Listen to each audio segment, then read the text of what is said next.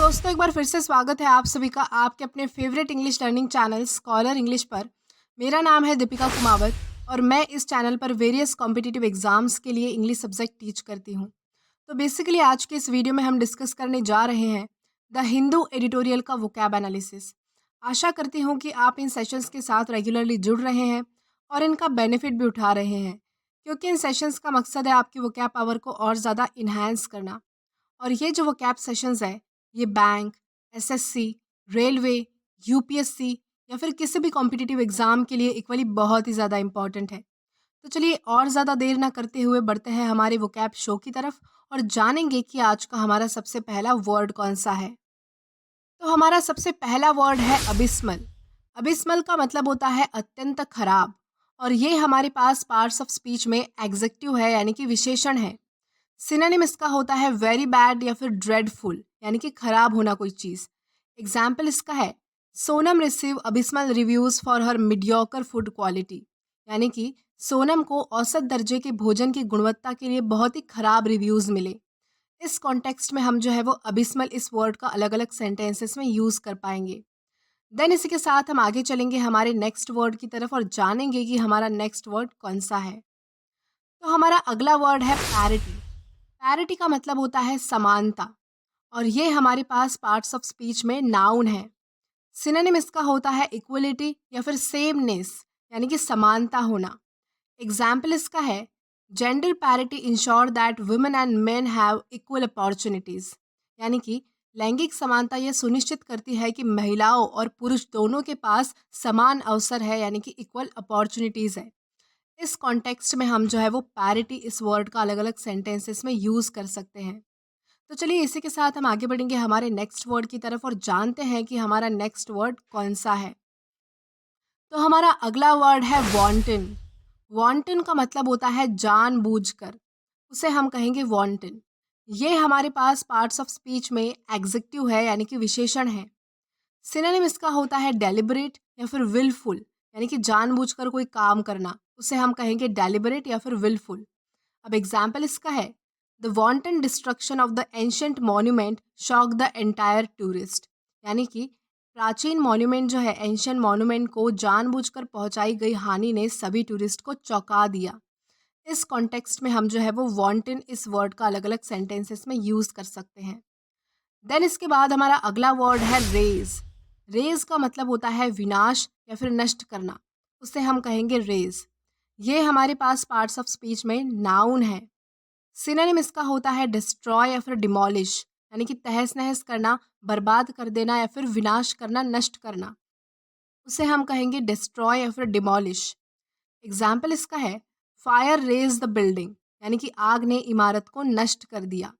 इस कॉन्टेक्स्ट में हम जो है वो रेज इस वर्ड का अलग अलग सेंटेंसेस में यूज़ कर पाएंगे।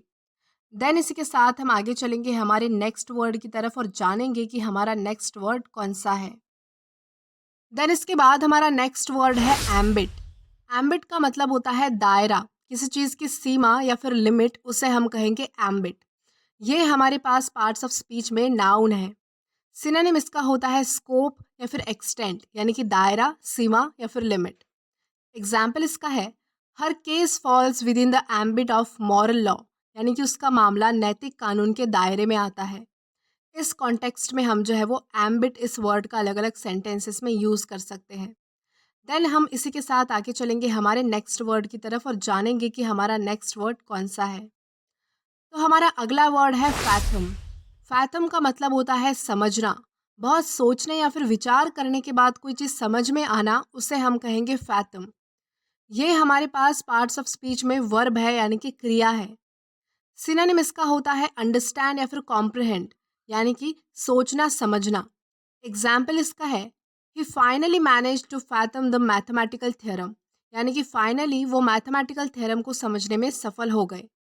इस कॉन्टेक्स्ट में हम जो है वो फैथम इस वर्ड का अलग अलग सेंटेंसेस में यूज़ कर सकते हैं। देन इसी के साथ हम आगे चलेंगे हमारे नेक्स्ट वर्ड की तरफ और जानेंगे कि हमारा नेक्स्ट वर्ड कौन सा है। देन इसके बाद हमारा अगला वर्ड है असिमिलेट। असिमिलेट का मतलब होता है शामिल करना, किसी चीज़ को समा लेना या फिर जल्दी समझ लेना, एडप्ट कर लेना, उसे हम कहेंगे असिमिलेट। ये हमारे पास पार्ट्स ऑफ स्पीच में वर्ब है यानी कि क्रिया है। सिनोनिम इसका होता है इंटीग्रेट या फिर इनकॉर्पोरेट, यानी कि शामिल करना या फिर समाना। एग्जाम्पल इसका है children assimilate new information very quickly, यानी कि बच्चे जो है वो कोई भी नई बात या फिर कोई भी नई इन्फॉर्मेशन जो है वो बहुत ही ज़्यादा जल्दी सीख लेते हैं या फिर समझ लेते हैं। इस कॉन्टेक्स्ट में हम जो है वो असिमुलेट इस वर्ड का अलग अलग सेंटेंसेस में यूज़ कर सकते हैं। देन इसी के साथ हम आगे चलेंगे हमारे नेक्स्ट वर्ड की तरफ और जानेंगे कि हमारा नेक्स्ट वर्ड कौन सा है। तो हमारा अगला वर्ड है फ्लैश आउट। फ्लैश आउट का मतलब होता है स्पष्ट करना, किसी चीज़ के बारे में डिटेल इंफॉर्मेशन प्रोवाइड करना, उसे हम कहेंगे फ्लैश आउट। और ये हमारे पास एक फ्रेजल वर्ब है। सिनोनिम इसका होता है क्लैरिफाई, यानी कि स्पष्ट करना। एग्जाम्पल इसका है the speaker flash out the key points of the presentation, यानी कि जो स्पीकर है, जो वक्ता है, उसने प्रेजेंटेशन के की पॉइंट्स स्पष्ट किए या फिर उसके बारे में डिटेल इंफॉर्मेशन प्रोवाइड की। इस कॉन्टेक्स्ट में हम जो है वो फ्लैश आउट इस फ्रेजल वर्ब का अलग अलग सेंटेंसेस में यूज़ ले सकते हैं। देन इसी के साथ हम आगे चलेंगे हमारे नेक्स्ट वर्ड की तरफ और जानेंगे कि हमारा नेक्स्ट वर्ड कौन सा है। तो हमारा अगला वर्ड है डैब।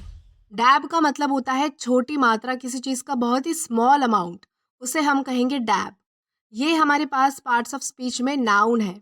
सिनोनिम इसका होता है बिट, यानी कि बहुत ही छोटी मात्रा होना, कम मात्रा होना। एग्जाम्पल इसका है she only needed a dab of toothpaste to brush her teeth, यानी कि उसे दांत साफ करने के लिए बहुत ही कम अमाउंट में टूथपेस्ट चाहिए। इस कॉन्टेक्स्ट में हम जो है वो डैब इस वर्ड का अलग अलग सेंटेंसेस में यूज़ कर सकते हैं। देन इसी के साथ हम आगे चलेंगे आज के हमारे लास्ट वर्ड की तरफ और जानेंगे कि आज का हमारा लास्ट वर्ड कौन सा होता है। तो आज का हमारा लास्ट वर्ड है प्रपेल।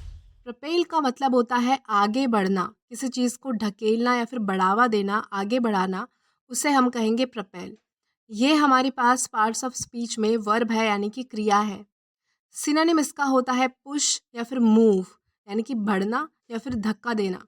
एग्जाम्पल इसका है the coach tips propel the team to victory in the championship, यानी कि कोच की सलाह ने टीम को चैम्पियनशिप में जीत दिलाई। इस कॉन्टेक्स्ट में हम जो है वो प्रोपेल इस वर्ड का अलग अलग सेंटेंसेस में यूज़ कर सकते हैं। तो दोस्तों आज के लिए बस इतना ही। अगर आपको वीडियो पसंद आया हो तो do like this video, subscribe the channel and share as much as you can. Till then keep learning. Thank you.